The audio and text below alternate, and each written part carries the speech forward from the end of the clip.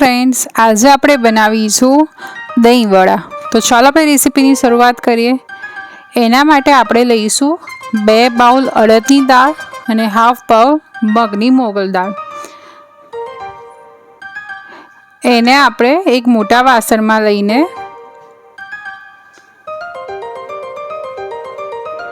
ધોઈ લઈશું અને એને 4 કલાક આપણે પલાળીને રાખીશું। 4 થી 5 કલાક પછી આપણે મિક્સર ગ્રાઇન્ડરમાં લઈ લઈશું અને તેને ઓછામાં ઓછા પાણી સાથે આપણે એને ગ્રાઇન્ડ કરીશું। તમને જરૂર જણાય તો તમે 1-2 ચમચી પાણી એડ કરી અને ગ્રાઇન્ડ કરી લેવું।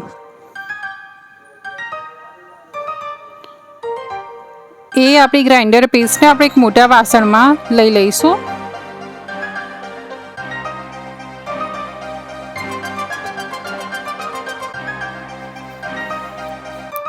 અને એ પેસ્ટને આપણે હાથથી એક જ ડાયરેક્શનમાં ફીણીશું, જેથી આપણું આ જે દહીં વડાનું જે ખીરું છે એ લાઇટ થઈ જશે અને ખીરાનો કલર લાઇટ ઓફ વ્હાઇટ થઈ જશે। તમે આ રીતે પાણીનો ગ્લાસ લઈ તેમાં ટીપું મૂકશો અને તમે જે ટીપું મૂક્યું છે આવી રીતે પાણી પર આવી જાય એનો મતલબ આપણું ખીરું અત્યારે પરફેક્ટ થઈ ગયું છે। એમાં આપણે મીઠું એડ કરશું, લીલા મરચાં એડ કરશું, આદું એડ કરશું, જીરું એડ કરશું। મેં અહીંયા આખું જીરું લીધેલું છે અને એને સરસ રીતે મિક્સ કરી લઈશું। આપણે આ રીતે તેલમાં ભજીયા મૂકીશું। તો બસ આ રીતે આપણે દહીં વડાના વડા છે તેને મીડિયમ ફ્લેમ પર તળી લઈશું।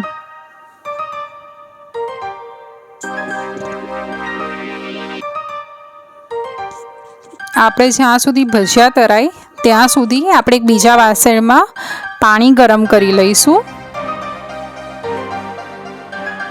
તેમાં આપણે થોડી હિંગ એડ કરશું,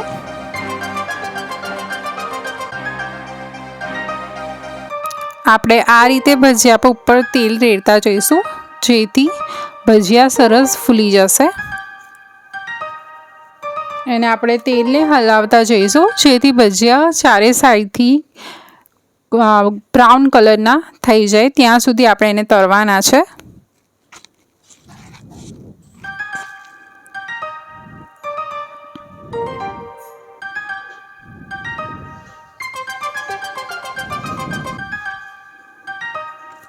જો આપણા ભજીયા સરસ બ્રાઉન થઈ ગયા છે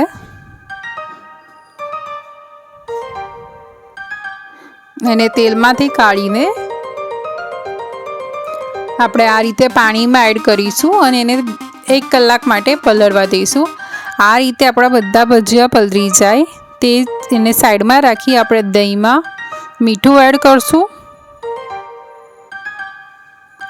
ખાંડ એડ કરશું, ખાંડ અને મીઠું તમે તમારા ટેસ્ટ રીતે લઈ શકો છો અને તેને વિસ્ક કરી લઈશું। બસ આપણે જે દહીં વડાના વડા બન્યા તેમાંથી આપણે પાણી નીચોવી લઈશું। જેટલું હાથેથી દબાઈને નીચોવાતું હોય એટલું જ આપણે પાણી નીચોવીશું।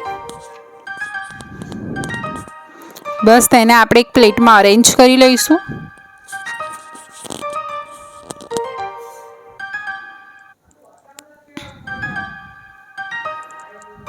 હવે એના પર દહીં લઈશું, ધાણાની ચટણી લઈશું, ખજૂરની ગળી ચટણી એડ કરીશું, જીરું પાવડર એડ કરશું, લાલ મરચું એડ કરીશું, ધાણા મૂકીને આપણે ગાર્નિશ કરીશું। તો મારી રેસીપી તૈયાર છે। તો તમને મારી રેસીપી ગમી હોય તો મારી ચેનલને લાઇક અને સબસ્ક્રાઈબ કરવાનું ભૂલતા નહીં। તમારા ફેમિલી અને ફ્રેન્ડ્સે શેર કરવાનું તો જરાય ન ભૂલતા। Thank you.